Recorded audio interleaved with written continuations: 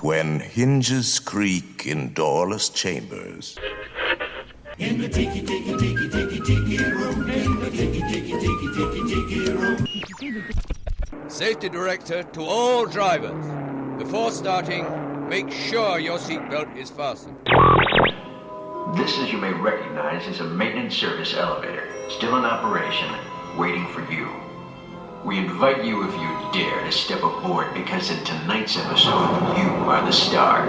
And this elevator travels directly to WDW Radio, your information station. Hello, my friends, and welcome to the WDW Radio Show, your Walt Disney World information station. I am your host, Lou Mongello, and this is show number 356 for the week of March 30th, 2014. I'm here to help you have the best possible Disney vacation experience and bring you a little bit of Disney magic wherever you are with this podcast, my videos, blog, live broadcasts, special events, trivia books, audio tours, and more. You can find it all over at WDWRadio.com. I want to give a big thanks to everybody who has been kind enough to go and review my new book, 102 Ways to Save Money for and at Walt Disney World, over on Amazon.com, including Sarah Johnson, who said not only is it a beautifully designed book, it's filled with wonderful tips and tricks to save you money. Miss Ho said it's a must-have and must-read book if you're planning a Walt Disney World trip. Jeffrey also gave it a 5-star review and said, having been to Disney World several times, I thought I knew how to save money with my family, but 102 gave me new ideas to save more without sacrificing a fun and enjoyable vacation.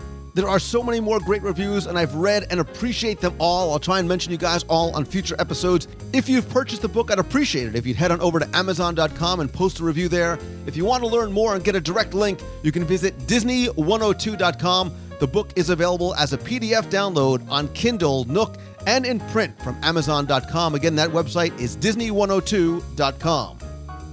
So, everything we experience in Walt Disney World is rooted in story, whether it be an attraction, shop, restaurant, or resort. And for most guests, the story may not always be readily apparent, but when the dots are connected and the story is revealed, it enhances our appreciation, understanding, and enjoyment. So this week, we're going to look at our top 10 backstories in Walt Disney World, and then I'm going to ask you to share your favorite with me. I'll then have the answer to our last Walt Disney World trivia question of the week and pose a new challenge for your chance to win a Disney prize package. Then be sure and stay tuned to the end of the show for more updates and announcements, including information about our next Walt Disney World Meet of the Month and more of your voicemails. So sit back, relax, and enjoy this week's episode of the WDW Radio Show.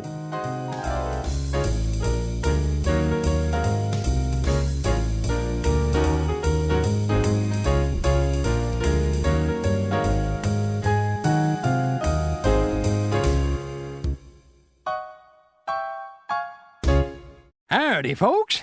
Please keep your hands, arms, and legs inside the train and remain seated at all times.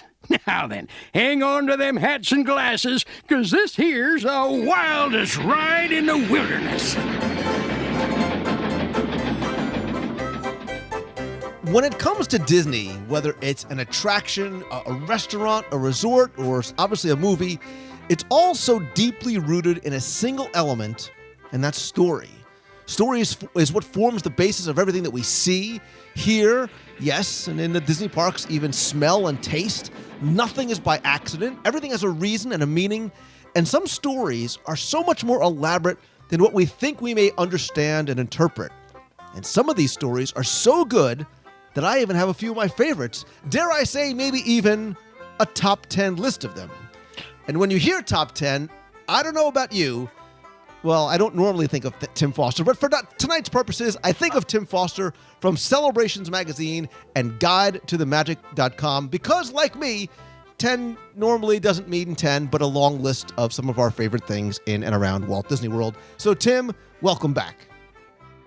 I was kind of hurt by that. Why is that? You don't think of me unless we're top 10. I think of you all the time. That's creeping me out just a little when bit. I'm in line for food, when I'm getting wet. Wait, what? Huh? Oh my God, we're off the rails already. But you know who I often am starting to think about when I think of top 10? It's Daniel Roberts. And you say, why Lou Mangello? And I'll tell you why. It's because in the past, we've done a number of charity fundraising auctions and raffles to raise money for the Make-A-Wish Foundation through our Dream Team project. And one of the ones that normally has gotten a lot of attention and a lot of bids, and you guys are always so generous with your donations, has been, co-host a top 10 with Lou and Tim. And I think for the past, 3 of them, Daniel Roberts has been our winner. And is it 3? Daniel Roberts is back again. And I want to say, dare I say you're transcending a special guest on a top 10 to almost a regular at this point. I consider myself, no offense to Tim, but I'm your Ed McMahon. Oh, that's no offense whatsoever. I don't even think about Tim as an Ed McMahon. You're much closer to Ed than Tim. Not that Tim knows. I'm really feeling unloved now. Maybe one day I'll get to guest host this top 10 show. Listen, your name is synonymous with top 10s. And at least for the immediate future, I have no plans of doing top 10s with almost anybody else other than you and a few other select people. On it's a very, like very long list. Leno, Letterman all over. If Samantha Brown comes a calling, you're out. Just so you know. Well, yes. Well, clearly, sure. Obviously. Stacey Oswald, hit me up. Anyway, that was understood from the get-go. All right, so listen, Daniel, again, thank you so much for being so generous and wanting to be a part of the fun and festivities. I was happy that you won because you knocked it out of the park the last couple times, and I have a feeling you're going to do so again. And obviously, we're talking about our favorite backstories or our favorite stories in Walt Disney World. And again, we haven't discussed this ahead of time. We haven't sort of outlined the rules, but I think on a general sense, why I like this idea is because as, over the years, as I've talked about some of the stories on the show or in the audio tours or trivia books, what we realize is that so many guests, dare I say in the 90 percentile, so many guests are unaware of the stories that surround these attractions, and there is no great big book of Imagineering stories yet. People like Jim Korkis, when he comes on the show, is a great storyteller. He helps bring those stories to life. But so many times when you go through the parks, these stories are not spelled out. There is no plaque. There is no somebody out front sort of recanting the story, retelling the story. You really need to sort of look very carefully and piece together the clues, right? Because all these clues are sort of part of an individual puzzle for, dare I say, an attraction, which is often part of a bigger puzzle, right? Like a story of one attraction or restaurant may be very integral to the rest of a land, and Frontierland and Liberty Square, I think, are great examples of that. And forgive the shameless plug. I talk about that in great detail in the audio tours, which you can find at WDWradio.com. But I think the purpose and why I love this is because we really are actors, right? We are actors in this three-dimensional stage that Walt Disney and the Imagineers have put out for us. They want us to be immersed in this story. That's why Walt created Disneyland. He was frustrated by the limits of the 2D environment. He wasn't satisfied with this passive experience. He wanted us to live with the characters in their stories, in their environments. And what the Disney parks do so well is they surround us with all 5 senses in 360 degrees in those stories that, again, guys, are not ones that are laid out in a map or a guidebook or even in the attractions themselves. That's right, Lou. Ditto. Wow, I'm so happy you guys are here. You're really bringing so much value to the conversation. We bring the enthusiasm like it's no one's business. Enthusiasm. So, yeah. All right, well, so since you have really nothing to add to that other than a half-hearted agreement or couch disagreement, I want to start getting... I just think you're totally wrong, but I'm going to go with this anyway. So. That's fine. I'm so happy you're here. Yeah. Waiter, another cocktail for Mr. Foster. Please. Daniel, since you not only are my somewhat kind of special guest, you've earned, dare I say, bought the right to go first. Now, wait. Thank you. Wait a second. Tim, hold on. Wait a second. Why one before this? Hold on. Oh, God. Tim's got... Yeah. I have a feeling there's either a go with me or a rule clarification. No, there's a... Daniel, you're going first. There's no mistake in that. But in the in my Lou, you inspire me because you always make up rules after we start these things that I was never privy to, which always knock out half of my list. So, in the interest of doing that, I've got a rule. This is more an idea. And it's kind of more an idea because I don't have that many to do, and I'm hoping you don't steal them. But here's my thought. See, we talked about myths of Walt Disney World not too long ago, as you may remember. Yes. And there's a myth of WDW radio. I got that right. There's a myth of WDW radio. Yes. That top 10 with Tim means we're going to talk about 10 things. Not true. It's never been true. Clearly, we all know that. But I'm proposing today, let's make it true.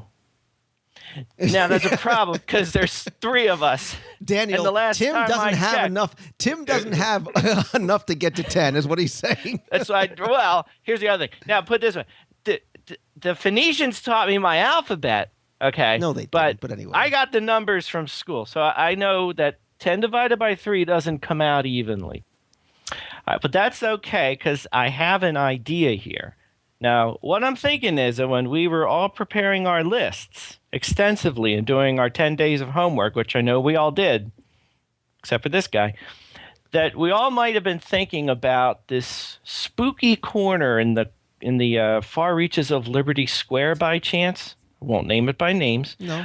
What you have to be. I wasn't. All right, well, here's what. Assuming you were, and now you kind of had to be, I was thinking that we each have 3, and then for that last one, since I assumed it was at the top of all of our lists, we could have sort of a round table discussion and make that our number 1. If you wink, know what I'm talking about. So I assume you're talking Lou about... has no idea what I'm talking about. The Heritage House, right? Yes. Sleepy Hollow Refreshments? Of course. Those Nutella waffles are spooky. They're so good, they're spooky. No? You're not? Yeah. All right, fine. I will tell you, Tim and Daniel, I did not have the Haunted Mansion on my list. All right, well... Well, guess what? You're going to talk about it. I know, Daniel, was it on your list, Daniel? All right. Well, listen, I'm fine with that because we can talk about the Haunted Mansion all week. So good. Well, that's good. And like I said, I only had 3 anyway. So yeah, I figured you did. Until you steal one of mine, and then I'm down to 2. And Daniel only had 1, and it was the Haunted Mansion. So now you're going to have to improvise and talk. See, I will. That's what Luke does. That's what he does. I learn from the best. I want to first of all say how honored I am to be on the show for the 3rd time. And it makes me not the Ed McMahon, but perhaps the Joan Rivers to lose Carson. And I love what he does. I love the Dream Team. It supports a remarkable cause where kids get to live out some dreams while they're being challenged by some illnesses and stuff. And I love the show. I love Disney World. My daughter Miranda is going to be 2 in February, and we are taking her to Disney World. Myself, my wife, and our friend Nay Carly are going to all go, and she'll cry in my first number 1 pick of the best backstories of Disney World, The Haunted Mansion. No, you can't do that. I told you. Listen to the rules. I listen to my boss, and that my boss is Lou Mangiello. All right, so we have to save the Haunted Mansion for last then. So we'll have to have our roundtable discussion at the end. Okay. But I was wondering, I was like, wow, what attraction is he so excited to make his daughter cry in? Is it going to be Small World? Is it going to be Carousel of Progress? Like, which one is she really going to break down hysterically in tears in? Should I tell you my impression of the Haunted Mansion and its backstory, or should I choose something else? Choose something else, and we'll save We'll wrap up with the We'll talk mansion. about the Haunted Mansion because we can all talk about that all night long. All right, then I'm going to go to hotels, and I'm going to go to something that you guys have covered really, really wonderfully, which is the Wilderness Lodge. I was It so is- close to having that on my list. I love the fact that right out of the box, you Congratulations. went out of the box and went out of the... Because I figured you guys are only going to talk about attractions, so I dig that you're talking about the resort. I Googled and Googled and Googled. The place we stayed was the Wilderness Lodge. We were lucky enough to stay at Wilderness Lodge Villas, which is great. And the story behind it is extraordinary. The fact that there's quotes, the fact that there are above and beyond the fact that it captures the spirit of the national park system after the Great Depression, and that it looks like you're in a different place, you're in the Pacific Northwest, that there is a really wonderful story, that there are quotes and stuff. There's poetry that's associated with this place. And there's an incredible backstory. There's this guy named Moreland, who was a veteran of the War of 1812, recently widowed and inspired by the accounts of Lewis and Clark. The retired colonel mounted a westbound expedition in 1823, starting from the Missouri River. And here's his quote. Bad imitation, an accent. I take to the wilderness alone. The good earth will provide me with everything I need to survive. I have my gun, I have my courage, and I have my determination.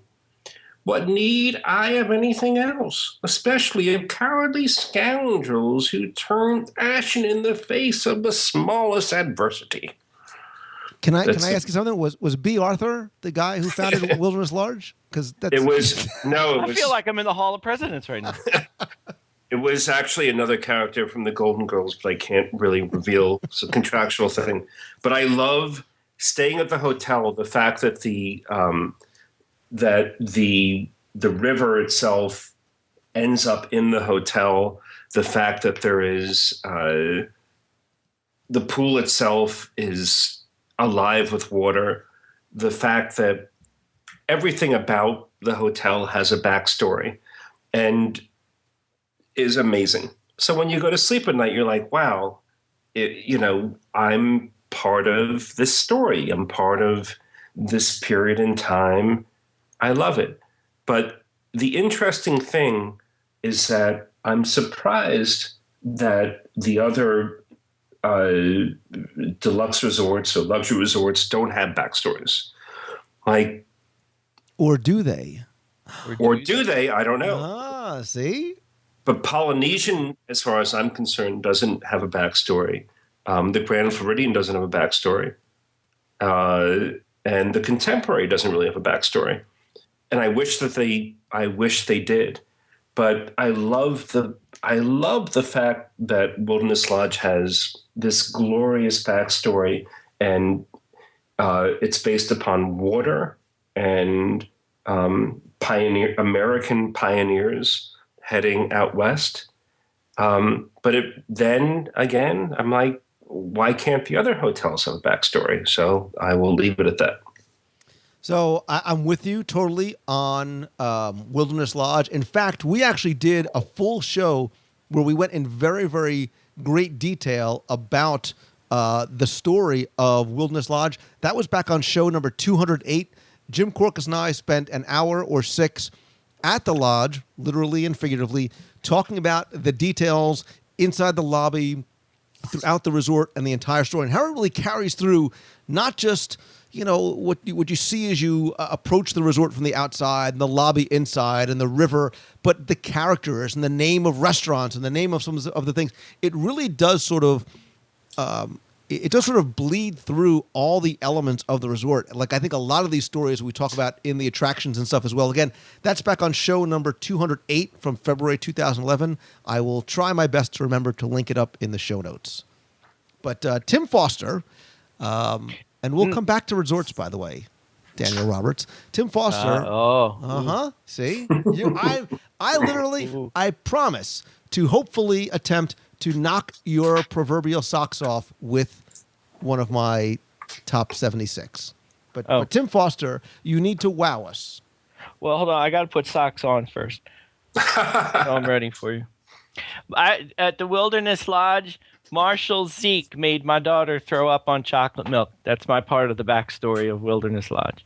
Why did you start breaking into some sort of a southern drawl too? What are you people doing with the accents? This is not I break masterpiece. into drawl? That's just. This is not masterpiece theater. Let's. No, you know what it is. You know what it is. It's when you go to the Whispering Canyon, you get something happens when you walk in because they talk to you like that. So I guess I feel I probably inadvertently do the same thing. Like, can I get a large iced tea, please?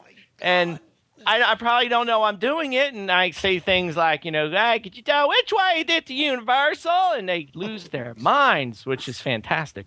Good thing to try for you kids, by the way. Tim, I didn't know that you were Welsh. Okay. Note to self: put apology in show notes as well. Okay. There you go. Note to self: get this all out before we start talking. Which we tried. All right, my first one, I'm going out on the top 10 with Tim Lim and putting it flat out there. I'm cheating. I'm cheating with my first one. And I'm cheating because this doesn't exist anymore. But it's one of my favorite backstories of all time. And it's in the Magic Kingdom, and it's in Tomorrowland. And specifically, it's the Tomorrowland Transit Authority. But on a bigger level, it's the backstory of Tomorrowland itself. And I'm talking the Tomorrowland Transit Authority circa mid-'90s to the late 2000s. Right, because the Tomorrowland story has changed somewhat dramatically over the years. I understand. I like the version I like. Clearly. So this is the version I was raised on. This was the virgin I'm going to stop talking now. All right. So anyway, this story that the TTA version that I like was the fictional backstory that had you actually in a galactic center / city of the future, and the TTA was actually just one of the many transportation systems that was included in the Tomorrowland Galactic Port area. You had the TTA itself being the blue line, but there was other parts of the story. There was a red line, there was a green line, and even today you can still see a diorama of the hub where you would switch lines to get on the different green and red trains or whatever you would call them. The green line, of course, would take you to the Tomorrowland's hoverburbs, which I always like to think where the outer buildings were in the Epcot model that you see in the diorama as you travel through Tomorrowland. That's where you'd actually be going out to if you got on the green lines. Well, the red line out into space and Buzz Lightyear and Darth Vader and all those angry people out there. But the thing with the TTA was the narration, and to me the narration was a lot of the reason I loved going on that attraction, because it really put you in the heart of the story and took you on a tour of this virtual representation of the future, where you would visit or you would pass the Metro Retro Historical Society, the Perfect Park Acres, the Interstellar Hair Salon, which is where many people saw their first hidden Mickey. It's on her belt buckle, in case you're not paying attention. You'd see the Tomorrowland Interplanetary Convention Center, Star Command Headquarters, Metropolis Science Center. Got that out. And like I said, it wasn't just the backstory for the TTA. It was the backstory for Tomorrowland, that it was a community in its own. And since they've changed the narration on the TTA to be more or less a tour of Tomorrowland as it exists in the Magic Kingdom, here are all the rides. Unfortunately, I think you miss a little bit of that sense of being in another place, in another time, when you're touring the TTA and walking through Tomorrowland. But I still love the TTA, and we'll ride it 3 times in a row if they let me. But truly love the backstory from back in the day.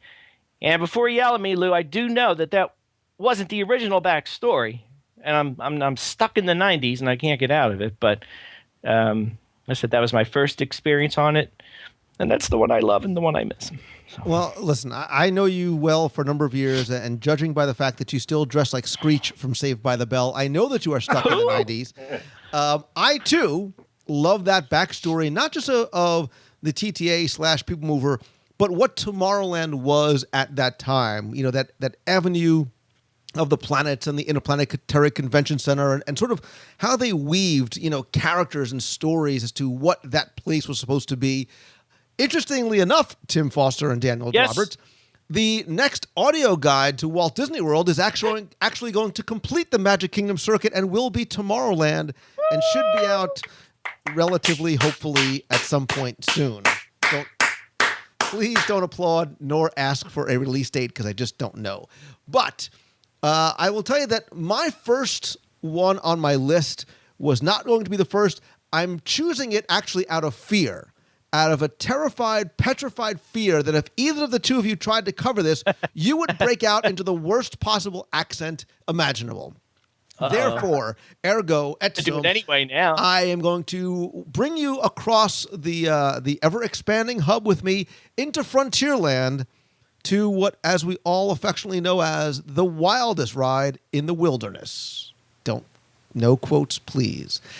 And like Tomorrowland and many other attractions and areas, this story too has changed. The original story of Big Thunder Mountain Railroad, which was nearly impossible to put together unless you sort of wrote it, not sort of enjoying the attraction, but again, putting those pieces together, connecting those dots, as it were, as you walked up to the attraction, figuring out where you were, looking at different elements along the way. Because originally, and unlike Disneyland, which is sort of in this town of Rainbow Ridge, the Florida version of Big Thunder Mountain took place in a town called Tumbleweed that suffered a major disaster. California had an earthquake, Tumbleweed had a massive flood, and both of those disasters, according to story, were the result of spirits of what Native Americans called Big Thunder Mountain, looking to stop the miners from taking the gold from what they considered to be a sacred location. The mountain would thunder in anger, hence its name, whenever gold was removed, and that didn't stop the mining. And obviously, the whole storyline was really sort of based on real superstitions of an actual mountain in Wyoming. And again, rather than sort of going into this in great detail, I'm going to refer you over to my Frontierland audio tour, which really sort of takes you through a little bit deeper. And at one point, before there were additions and some changes made to Frontierland, when the old McDonald's fry cart used to be there, other elements in Frontierland actually connected all the way out to Big Thunder Mountain. That cart that crashed there actually came down from the top of the mountain over at Big Thunder. Recently, though, within the past year, probably when you're hearing this, there is a completely new backstory that was created, and it sort of was leaked out slowly, even before the attraction came out of a refurbishment, through the Disney Parks blog, when they released a portrait. The release of a portrait of someone who was going to play an integral role, and oddly enough, that portrait looked very, very much, oddly enough, like now former Disney Imagineer Tony Baxter. And they created a new backstory around this person who was the founder and president of the Big Thunder Mining Company, and his name is Barnabas T. Bullion. He's a gold magnate. He rules the Big Thunder Mining Company with an iron/golden fist. And he comes from this family in the East Coast, and he considers sort of gold almost to be his birthright due to his name. And he thinks that the ultimate gold strike is part of his destiny.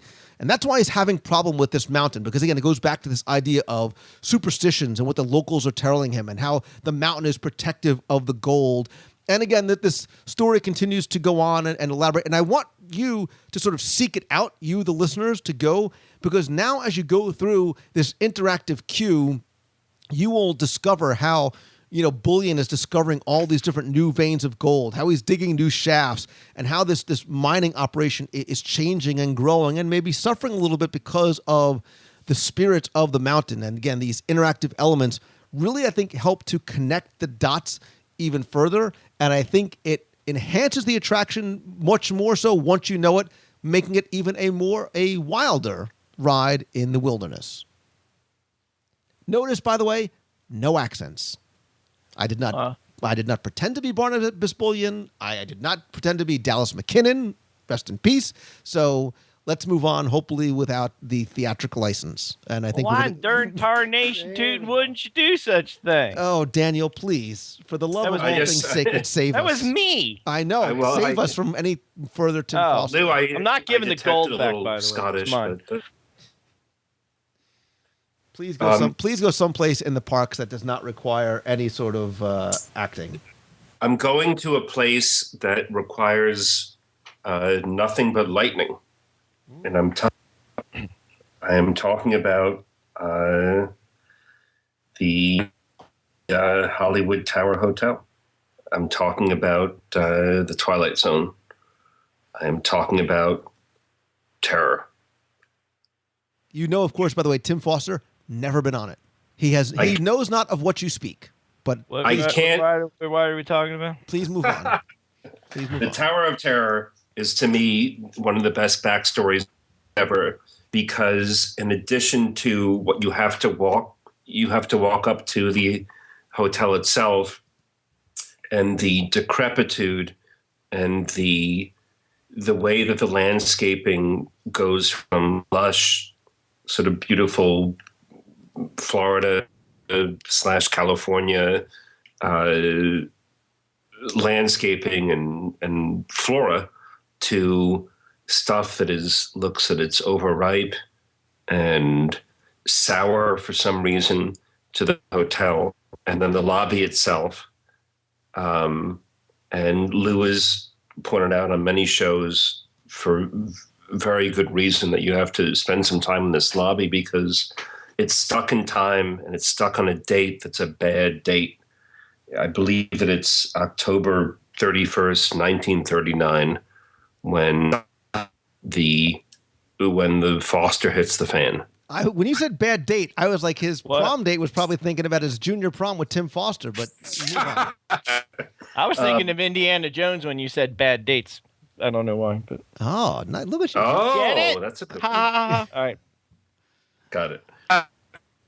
Bad dates. But I love the backstory, which is told by the Rod Serling voice, that there were an accent. You can do it. Go ahead. Well, it's more of an American accent, so that's okay. I can't do it, Tim. Thank you, Daniel. I'm sorry, I didn't mean to. Because I would guarantee you would never win another auction again. So. Exactly. But it's thank you. Welcome to the. That's it. No, I'm out. Fantastic. Yeah, it was. But I love, as a backstory, that it's the walk, the sort of the promenade up to the ride, and then the two antechambers were told narrative about what has happened at this hotel are brilliant. They're I think it's the best I've ever seen in Disney. It's the extent to which, like, the TV crackles into life and you're watching Rod Serling explain stuff to you that, if it's your first time, you just don't know. You know that something weird is up because there's a Mahjong game, I think it is, that's in the lobby. There's tea sandwiches that have not been eaten. There's something really stale about the place, but potentially beautiful, circa 70 years ago. And the lead up to getting into the back entrance to get into the elevators is, to me, one of the most remarkable backstories in Disney. You know what's sort of going to happen to you, that you're going to plunge and there's going to be drops and stuff. Whoa, spoiler alert. Slow down there, Chief. I'm sorry. That's right. But the backstory is so good. I almost wish that we could spend a little more time with the ghosts and with the lost souls of that night. I guess 80 years ago or 85 years ago. It's also, by the way, the second instance in Disney of using Pepper's ghost. Hello? Hello. I wasn't sure if you had more. No, I'm done. That's it. So obviously, I think we're all in agreement that the backstory that they created and how they were also able to weave in not just new elements, but elements from the TV series, especially in terms of the props and some of the names and some of the places that were referenced to in the queue. I think it is one of the most beautiful yet dark and eerie cues in all of Walt Disney World that helps us really set that stage for the story. And this is one that I think you're right, Daniel. It is sort of laid out for you, which is different than a lot of attractions where it does not necessarily explain what the story is. You have to sort of put it together yourself. So this does sort of set the stage for you, much like an episode of the Twilight Zone TV show. As Tim, I'll send you DVDs so you can actually catch up and play with the rest of us. But I'm with you on Tower of Terror, and I hesitantly, and I make a little sign of the cross before I do so, hand it over to you, Tim, for the next on your very short list. Well, since I never heard of the one you just did, so this doesn't count. Is this that building where people are screaming at the top of it for some reason? No, that's Stitch's Great Escape. That's Small World. Let the emails start coming in. Wait, what did you say, Lou? It was what? Just keep going. Come on. No. What did you say? I was joking when I said Stitch's Great Escape. I understand. Well, that's funny. That's funny you say that, Lou, because next on my list, not only am I cheating, I'm doing a 2-for-1. And it's funny you mentioned Stitch's Great Escape because the first place I'm taking us to is the extraterrestrial alien encounter. Do you go anywhere else other than Tomorrowland? Do you go anywhere else other than Tomorrowland at this point? That's all there is. Go ahead. What else is there? The golf ball and the TTA. The golf ball and the golf ball and the TTA. That's all it. of which exist in Tomorrowland. Go ahead. So lay your twofer and Stitch's Great Escape on me. Okay, so anyway, now actually, unlike I think a couple of things we talked about, this is a case where this backstory wasn't hidden from you, and it wasn't a matter of picking up clues and trying to put these pieces together yourself. This was a very elaborate backstory that drove the whole experience of the attraction. And one of the things I always thought was really cool about the alien encounter was that the fact that it was basically, how you count, like 3 shows in one, depending on how you counted it, just because of the way they had the crowd, and they continue to have the crowd flow through the attraction. Meaning that when you first go in, you're far from the main theater yet, but you're already in the show. And back in Alien Encounter days, this is when you first had your introduction to the alien corporation known as XS Tech, which I thought was very funny. Haha. But they showed off what they do. This is what we're all about. We make a better galaxy for you and so forth. And then you're ushered into the next room where they're demonstrating the latest in teleportation technology.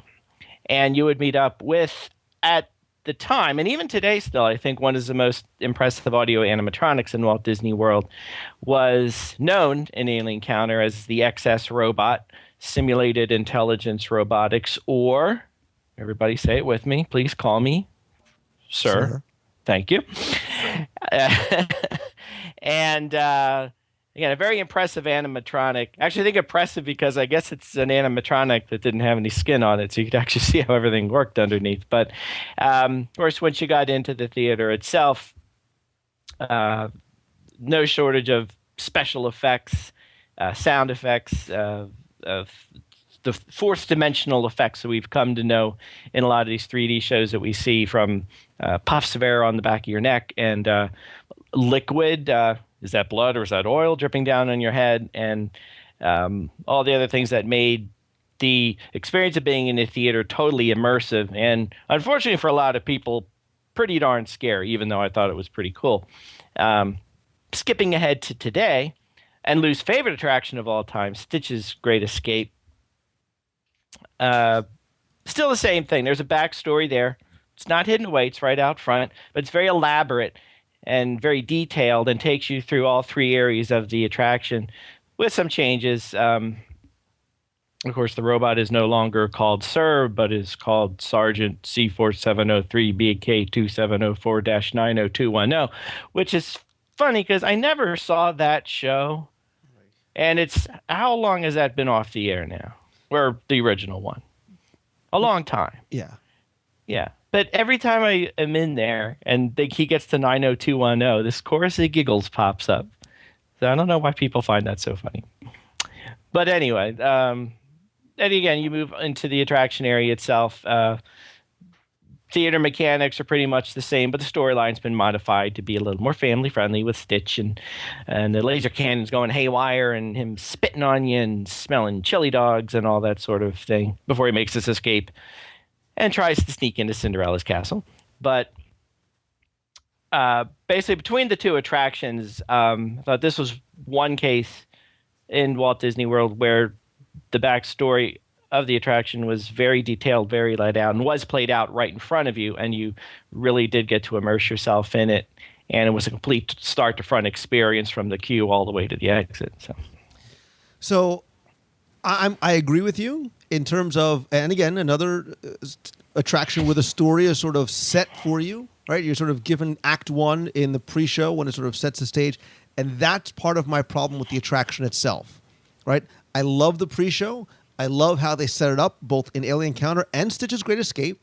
I think that the audio animatronic Stitch, and more importantly, the audio animatronic arms are some of the best, most fluid, large-scale audio animatronics in all the Disney parks. But where the attraction itself falls short is in the storyline of the attraction. When you're sitting in your seat and you've got the harness sort of clamped down on you, that's where it's a little bit weak for me. I understand maybe it is meant to be a little bit more kid-friendly. That's where they kind of lose me. I don't think you need to do the burping chili dog thing in order to appeal to kids, but I digress. I do agree with you in terms of... Digress and shoot me down in one shot. It's okay. Yeah, I get it. Pretty much. That's how I roll. That's how I roll. Okay, so, I understand. Hold on now. I'm sending... A quick thank you, by the way, for not doing it. Don't you dare duplicately. I will cut you off like there ain't nobody's business, Daniel Roberts. I loved Alien Encounter. Of the ride. I thought it was a brilliant backstory. It was a really scary ride. I felt okay. It was a really scary attraction. I thought it was so well done. The first time I saw it, I really felt excuse my naivete, but I forget the name of the little person who was being... Skippy. Obviously, Skippy. I felt, the effects from below and above of the spit of the alien, and I thought it was a great ride. And to this day, I don't understand people who had problems with it. I loved the ride. Anyway, it's my turn, so I'm not going to waste it. I loved it. So and let me just clarify one thing. Universal has rides. Walt Disney World has attractions. Huge distinction. Thank you. Thank you. You've been warned. All right. So rather than have this be the longest top 10 in WDW radio history, I will move relatively quickly through my next one because I believe it is my turn again. And I, too, am going to... Know. Well, it doesn't matter. I, too, am going to go... I'm blasting whatever you're doing. To a resort, and I will guarantee it is not a resort you're thinking of. You're going to say, oh, he's going to Port Orleans.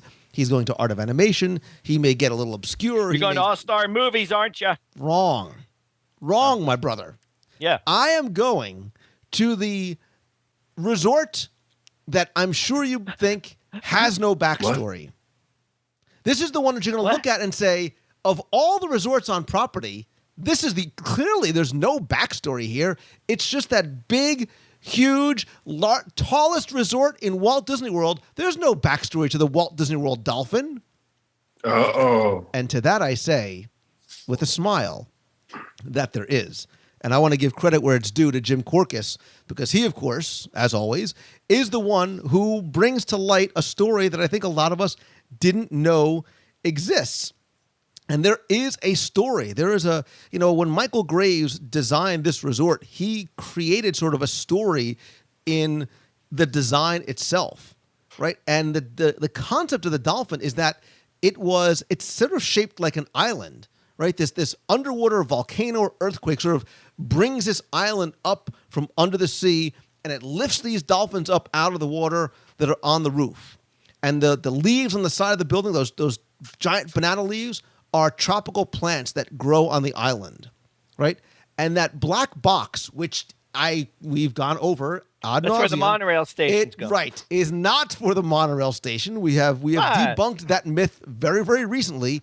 That's the heart. That's the heart of the island, which broke open because of this gigantic cataclysmic event. And so water goes spilling down the side of the buildings into the pool, splashes over into the Swan, and sort of that curving landscape and railing are sort of the waves that connects the Swan and the Dolphin, right? That's why you see waves on the side of the Swan. And the swans on the top of that resort are so entranced, to use Jim Korkis's word, by this phenomenon that they watch this phenomenon up close and turn to stone. So a little bit elaborate, somewhat obscure, put together, but it exists. And that's the point, and I think this one is very much a test of that, is that stories to these things exist, whether it's an attraction, a restaurant, a hotel, whether you think they do or not. Good night, everybody. I love it. Thank you, Jim Korkis. Great. But why would the dolphins be punished by paying attention? So you're saying that spending all of eternity in the middle of Walt Disney World looking at Crescent Lake and Epcot fireworks is punishment? I need to talk to your parents. You're not allowed to ever ride Stitch's Greatest Escape. I know, but by the way, at an alien encounter, there's... Anyway, moving, Daniel, this is your last one, man. So make it count and don't do any funny accents. Okay. No accents. I'm going to do a twofer. Oh, I said we're trying to make we're trying to make this segment shorter, not longer. My twofer is... Hey, Tim, remember when Daniel Roberts used to be on the show? I am a big fan of this guy. Yeah. My twofer, I love you guys. You look like Joan Rivers. I take the... Well, on a good day, yeah, I do. My twofer is Yak and Yeti and Expedition Everest. Hey. That was on my list. Sorry. Those are fighting words. Your I know. list is done, Lou. So good night. I'll let you guys turn off the lights when you guys are done. Oh no, wait, you have one more. I have another one. That's okay. Anyway, Yak and Yeti. It's an amazing restaurant, but there is a backstory to the restaurant. There was a family who came to. There's a German Himalayan hiker, an Everest guide, who sort of started the place and put together all the stuff.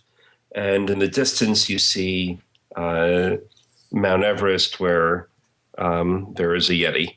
And all the pictures on the wall, if you can Yeti for lunch or breakfast, and your next stop is the ride Expedition Everest, that you will get a great through line about this experience of being in a different part of the world, a very friendly part of the world where the food is exotic, but there's a potentially dangerous, weird creature in disco mode who's on the top of this mountain. And I believe that the 1-2 of having lunch or dinner, I guess, or breakfast at Yak and Yeti, and then walking towards Expedition Everest will clue you in on all the details of this story. Because on the queue for Expedition Everest, you see all these sort of little tributaries to this beast, to this monster. And you see sort of like an analog to the Jungle Cruise, but without a sort of singular monster who's going to potentially menace you. But you see all these wonderful, extraordinary details about a place and a time and it's sort of, I guess it's Raiders of the Lost Ark, or it's like Between the Wars, where you are warned about something that's on your way. And I find the backstory one too, especially with a couple of beers in your gut as you head to the mountain, to be probably the best in Disney, if not ever. So again, in the interest of brevity, because obviously Expedition Everest is an attraction that needs to have a full-blown DSI, Disney investigation, done for it. I absolutely agree with you, other than the beer in your gut thing. But what I love about this attraction is this is one of those examples that I was talking about before, where the attraction story bleeds out very, very far from the confines of what I think is the most detailed and elaborate, maybe next to Cali River Rapids, of the queues. But in that queue, there are hints to places like Cali River Rapids that reflect back on other places in Asia. But as you approach this village of Circazong, look at the bulletin boards over on the left-hand side as you're walking sort of from the central hub towards there.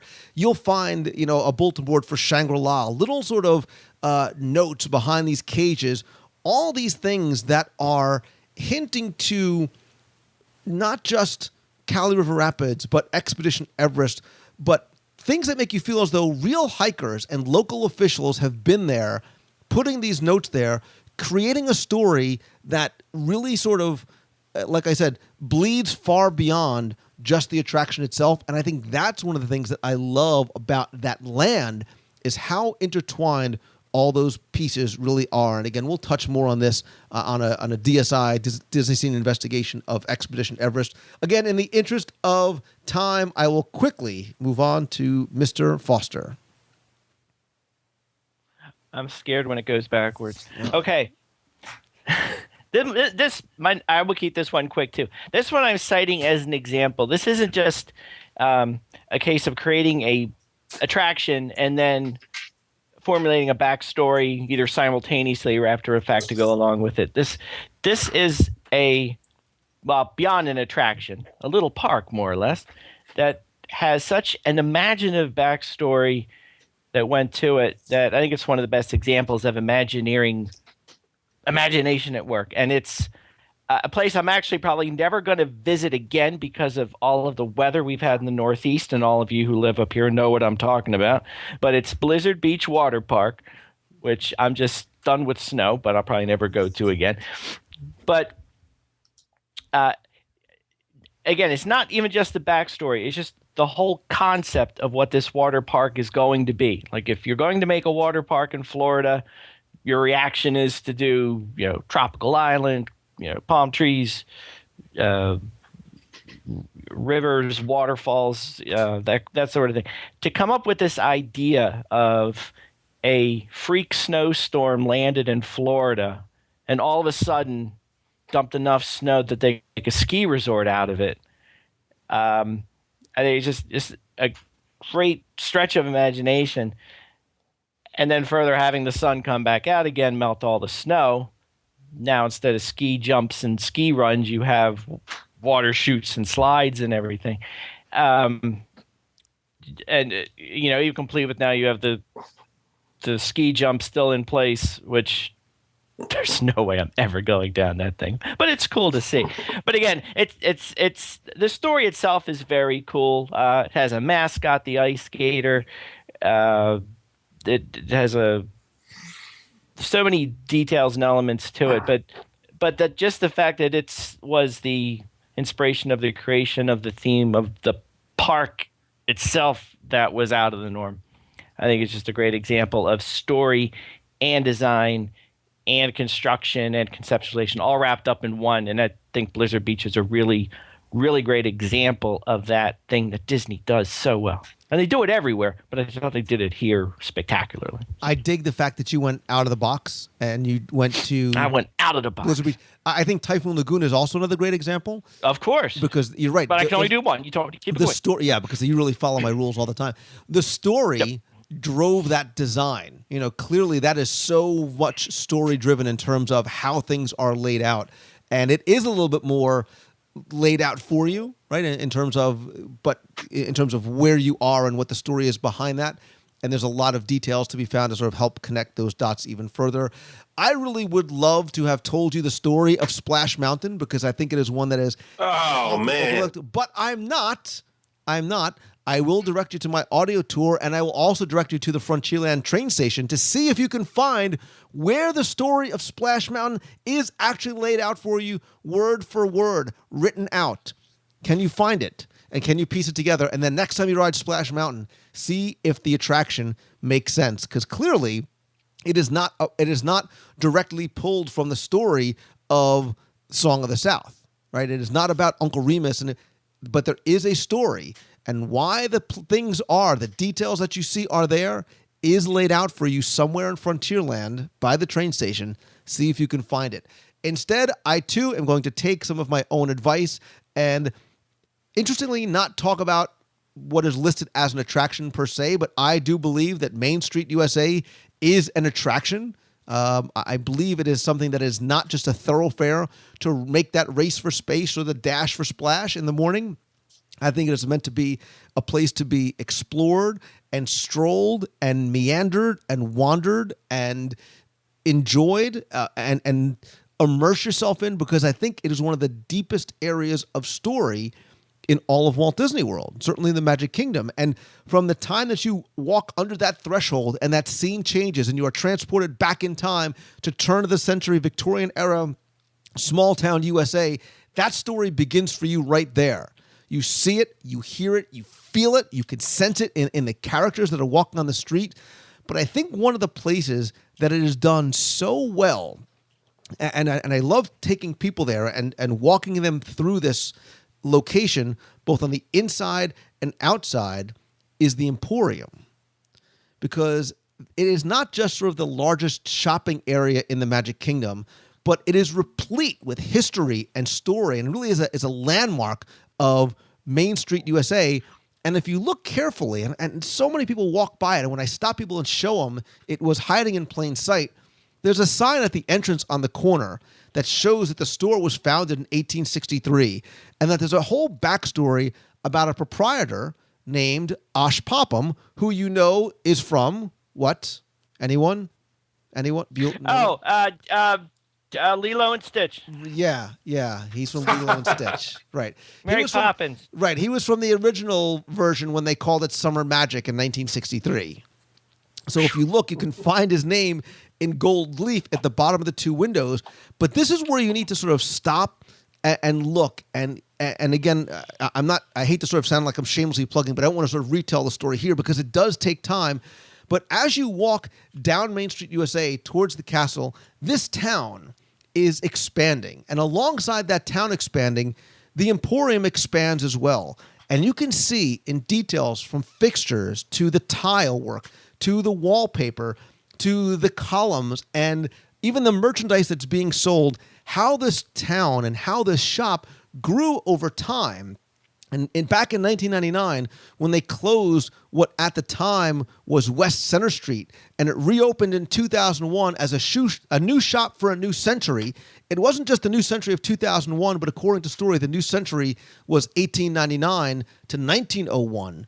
You really started to get a sense of how, as the town prospered, the business prospered, it grew, it got more elegant, the ceilings were high dome, there's ornate chandeliers and faux stained glass skylights, beautiful glasswork, the mural on the back. Once you go through and you see it and it starts to click, all of a sudden it makes sense. And now all of a sudden you get the fact that there's a story being told. It's not just a merchandise shop. And everything is so very deliberate.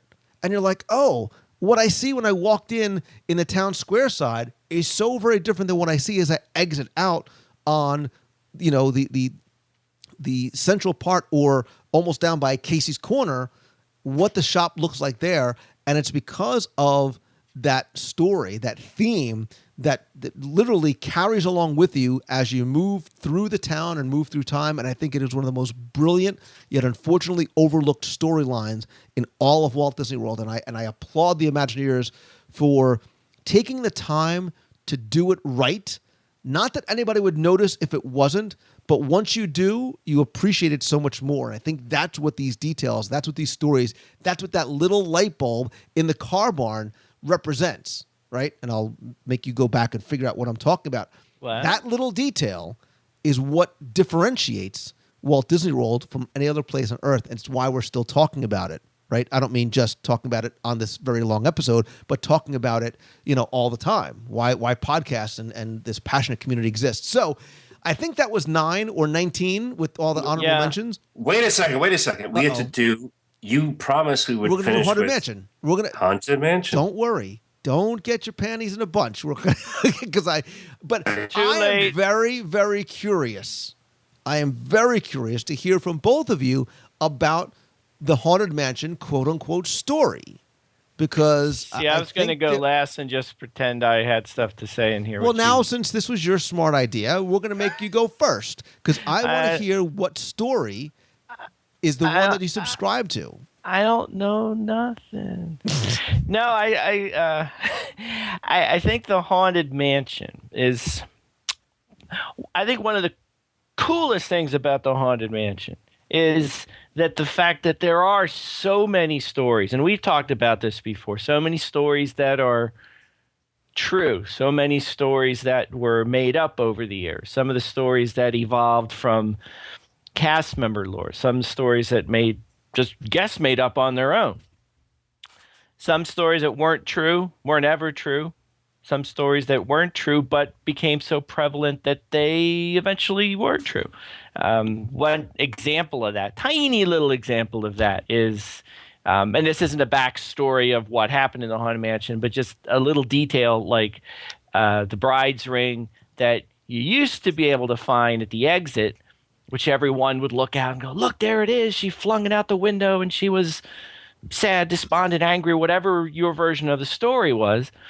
But as people would find out, that was nothing more than a post that was taken away. But even cast members would, if you asked, some would point it out to you and go along with the tale.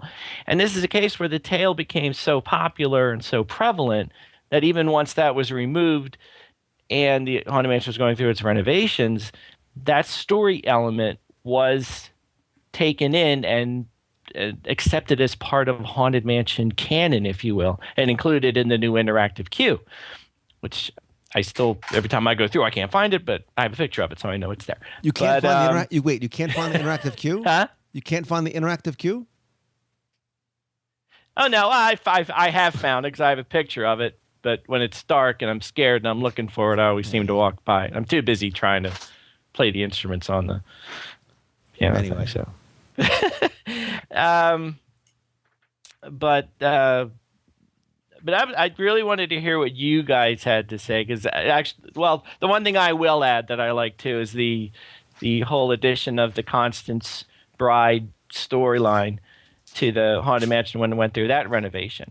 I think before then there were varying tales of who the bride was in the attic, what she was doing up there, why she was there, what her relationship was to who lived or was living in the house and so forth. But now in the attic, there is a story you can pick up on of her having gone through 5 husbands, with shining her little axe as you go by her, and it's filled with all the neat details that you can see in each picture. She collects a new necklace for each husband that goes by. But just the fact that there's now a whole storyline that goes with the bride. She has a name. There's a story behind it. Is just where a great example of how the Haunted Mansion, I think, reigns supreme on pretty much all the attractions, and that its story is not only extensive and very detailed, but it's continually evolving and changing, and new things are being added to it all the time. And the cool thing, I think, is to see what comes next. Like what other stories our guests / cast members / Imagineers going to think of, come up with, and incorporate into the actual storyline and bring out when the next renovations come along. So, Daniel, I'm curious on your take, your quick take on the Haunted Mansion story. Because Tim was totally wrong on everything. Well, Go ahead, yeah, you can say it. duh. Okay. I'll be quick. I would say it's my favorite ride. It's going to be the first ride I take my daughter Miranda on. That's the one she's going to cry on. Well, but I'll say it's a fun ride. It's a funny ride. She's only going to cry because she's like, Daddy, it's not a ride, it's an attraction. See. Oh, by the way. Thank you, Lou. It's an attraction. I was going to say that one of the worst backstories is the attraction called the monorail, where a bilingual gentleman is worried about your safety. I will continue now about the Haunted Mansion, which is that's a legitimate attraction. What I have heard, I've Googled this for the last 10 years. Google is a registered trademark of Google Incorporated. Exactly. Google Angelo.com.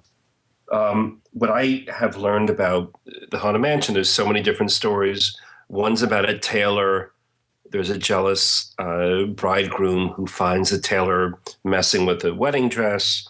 The bridegroom kills the tailor. He realizes he made a mistake. He kills himself. The bride is distraught and hangs herself.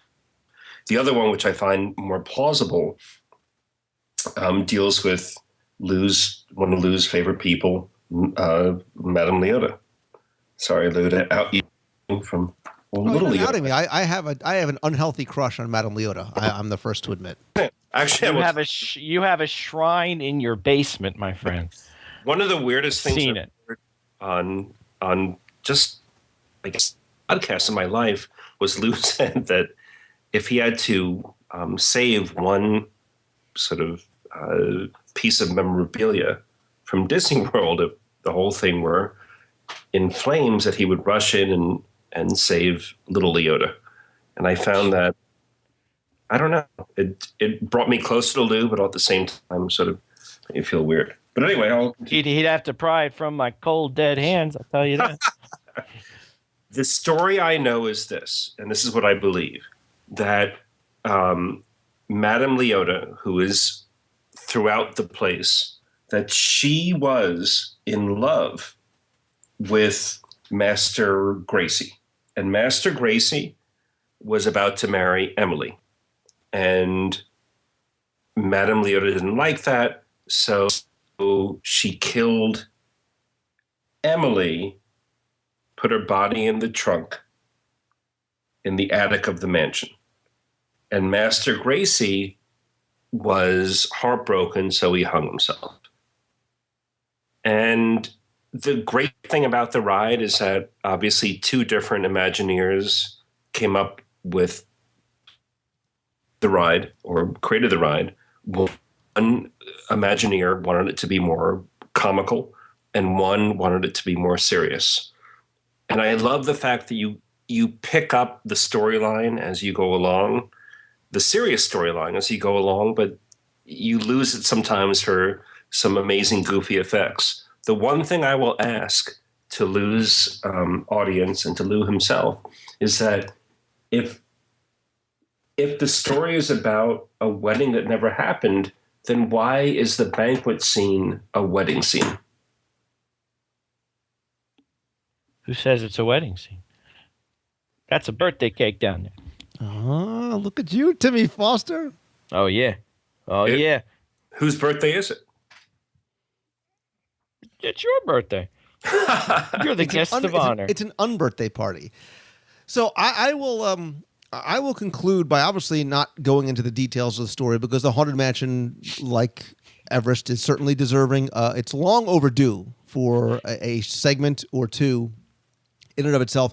But I find it appropriately ironic that however many years after the attraction first debuts in 1971 in Walt Disney World, we are still talking about the somewhat different interpretations and variations of the storyline, because that's how the attraction got started, right? There were issues, there were conflicting interests and stories and directions of where they wanted this haunted house to go.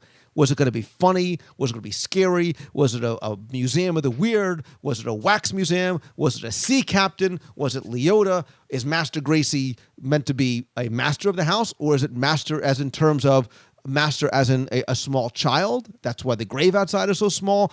There are so many different derivations of the story. And again, like you said, Tim, things that have been created by guests and cast members had turned into folklore or to real lore.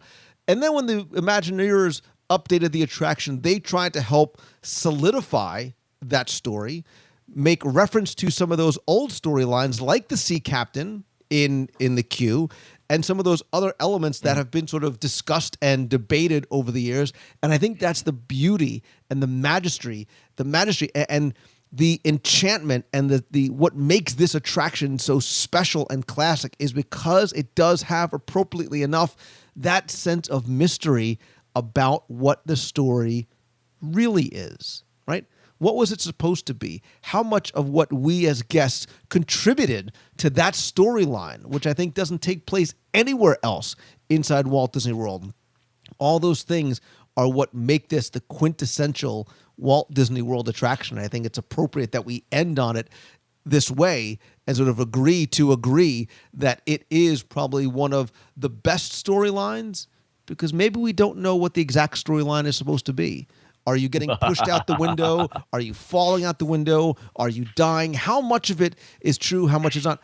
The fact that we could wonder and question and look and try and piece the puzzle together on our own. Maybe some pieces fit, some pieces don't always fit. That is what I love about it. But as always, when we do a top 76, people are sitting there on their treadmills, whatever those things are, in their cars, walking their dogs, in their cubicles, wherever they're listening, screaming, dare I say ranting, pounding their fists at their iPod or iDevice or whatever they're listening on, saying, my God, Mangello, how could you people possibly leave out blank? And that's where you, the listener, comes in.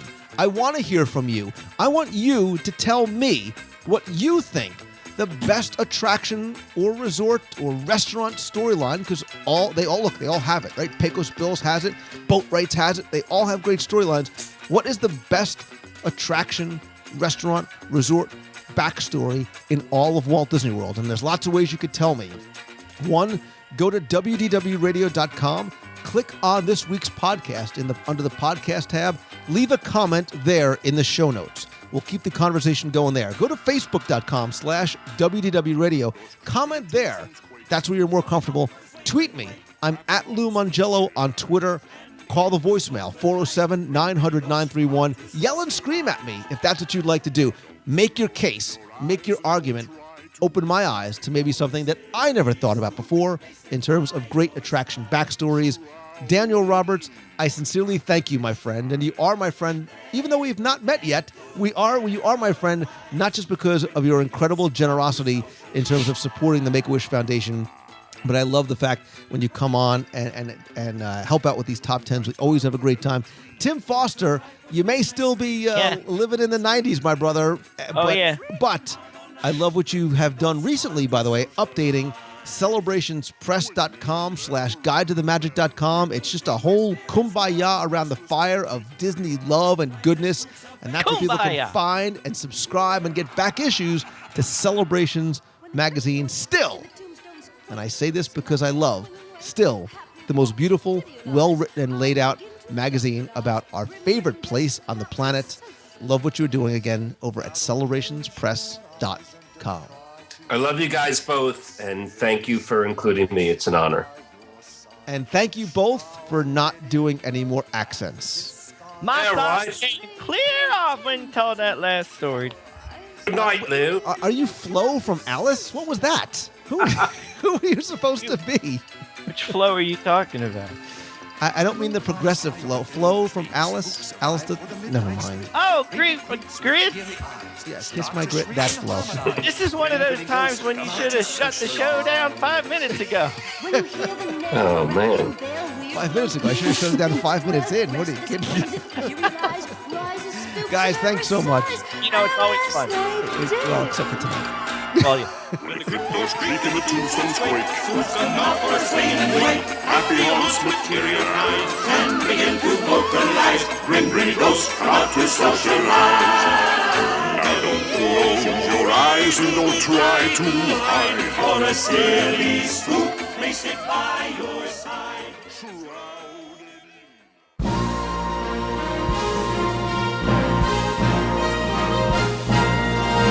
It's time for our Walt Disney World Trivia Question of the Week, where I invite you to test your knowledge of Walt Disney World history or see how well you pay attention to the details, and like we're talking about this week, maybe even the stories of some of your favorite attractions, and then you can enter to win a Disney prize package. Before we get to this week's question, let's go back, review last week's, and select our winner. So last week, we were talking about Who Wants to Be a Millionaire Play It, and how close it was to the original TV version. If you remember the original show, it had 3 lifelines: 50-50, Ask the Audience, and Phone a Friend. Now, the Disney MGM Studio version also had the 50-50 and Ask the Audience, but instead of Phone a Friend, I asked you, what other option did the show offer? Again, hundreds of you entered this one. You obviously remember, hopefully got into the hot seat, and remember that the other choice you had was to phone a complete stranger. If you selected that option, a small phone would ring right outside the attraction on Mickey Avenue near the Millionaire Soundstage, and a cast member there would invite a random guest to answer the phone and hopefully help you with your question. Again, thanks to all of you who entered and got this one correct. I randomly selected one winner from all the correct entries who's going to win all 6 of my audio tours to the Magic Kingdom and a copy of my new book, 102 Ways to Save Money for and at Walt Disney World. And last week's winner is Lauren Michelle. So Lauren, congratulations. I'll get your prize package out to you right away. If you played last week and didn't win, that's okay, because here's your next chance to enter in this week's Walt Disney World Trivia Challenge. So we were talking about some of our favorite attractions and backstories this week. And speaking of stories, one of my favorites, as I mentioned, is over at Expedition Everest. And next time you're over at Disney's Animal Kingdom, I want you to walk around and look and see if you can find the tea that's growing on the slopes of the mountain and around the village of Circazong, because according to story, this area was once a big tea plantation, and the steam trains that are now part of the attraction were used to transport the crops to nearby Anandapur village, like I said, tying in not just the attraction, but the surrounding area as well. Several of the buildings there were once used for the processing of tea, and you can see signs on the Yeti Museum and some other locations as well. Now, at some point, the plantation was mysteriously shut down, but years later, 2 people named Norbu and Bob came along and opened up a tour company and used the trains called steam donkeys to take us, the guests, through the mountain and the Himalayas. So your question for this week is this: what's the name of Norbu and Bob's tour company? You have until Sunday, April 6th to email your answer to contest@wdwradio.com. Again, it's contest@wdwradio.com.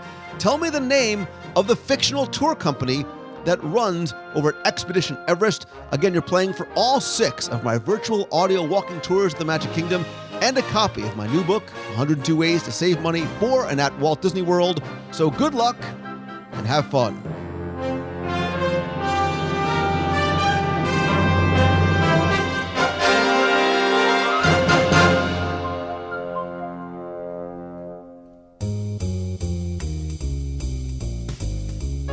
That's going to do it for this week's show. Thanks so much for taking the time and tuning in this and every week. In addition to the podcast, which you can subscribe to over on iTunes, please visit WDWRadio.com. Check out our multiple daily blog posts, new videos, sign up for our free email newsletter, and download the free WDW Radio app.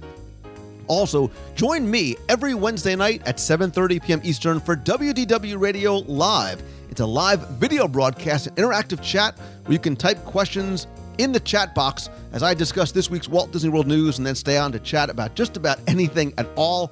You can also email me if you have a question you want answered on the show at lou@wdwradio.com or call the voicemail, be heard on the air by calling 407-900-9391.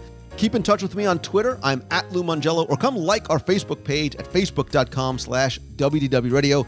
Facebook.com/Lou Mongello is my personal profile. You can follow me there as well. Lots of events coming up because, like I said, nothing beats a handshake and a hug. And our next meet of the month in Walt Disney World is going to be something a little bit different. We're going to spend an evening with Yeehaw Bob over at Disney's Port Orleans Riverside Resort on Saturday, April 12th.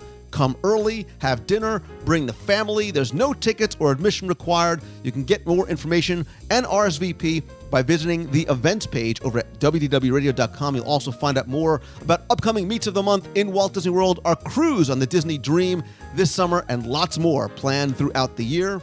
To find out where I'll be speaking and presenting, you could also visit LouMongello.com and find out how you can book me for your corporate event, school, or conference.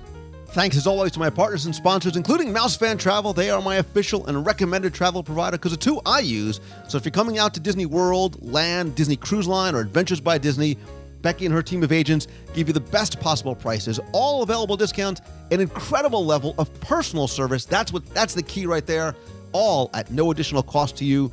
You can find them over at mousefantravel.com. And as always, my friends, and you are my friends, whether we have met yet or not, all I ask is that if you like the show, please help spread the word. Let others know about it. Tweet out that you're listening. Share links and come by and comment over on Facebook.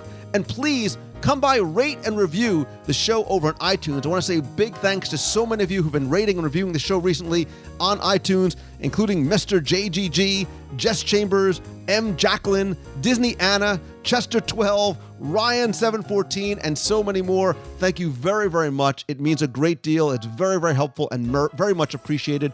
And finally, and most importantly, I want to say thank you again for not just taking the time to listen each and every week, but for allowing me to share my passion for all things Disney with you in so many different ways. It means the world to me, and I am the happiest, most blessed man alive to do what I do and share it with you each and every day. And I want you to feel the exact same way. So I challenge you to do the things that others say can't be done, to follow your passion and go do it, and always have faith and always keep moving forward. I hope you have a great week, everybody. Thanks so much again. See ya. Hey, Lou, this is Ryan up in Michigan, and I just got done listening to your way back episode on 2001, and might have brought a tear or two or three to my eye, as I was a college program student, whatever you want to call it. Back in 2001, I was there from June through December, and I had just had the time of my life, and I've been an even bigger Disney fan ever since. So for you to spotlight that year and everything that came and went, the good and the bad and all that I experienced, it brought back a lot of awesome memories. Everything you talked about, right down to the trivia question. And I was working Fast Pass down there when Fast Pass was its own thing before they wised up and gave it back to the individual attractions. And I got to answer the Mickey Avenue phone and find a complete stranger. And sometimes at the end of the day, when Mickey Avenue was a little bit deserted, I got to be the complete stranger because there was no one else around. So thanks for the show, Lou. I really appreciated the nostalgic flashback, and I can't wait to hear what you got coming down the pike. Thanks. Hi, Lou. This is Dave calling from the Great White North of Plover, Wisconsin. Just wanted to let you know I just got done listening to episode 352 for the second time, and I wanted to correct you on one of your myths that you got wrong when you were talking to Top 10 Tim Bananas Foster. In the point of people not watching hockey, you would in fact be incorrect. People do watch hockey. Now, being that you're from New Jersey and the only team that you had to root for was the Devils, I could see the confusion there. But just to let you know, hockey is a fantastic sport, and Tim is absolutely right on that one.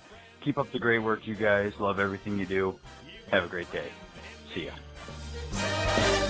You've got a friend.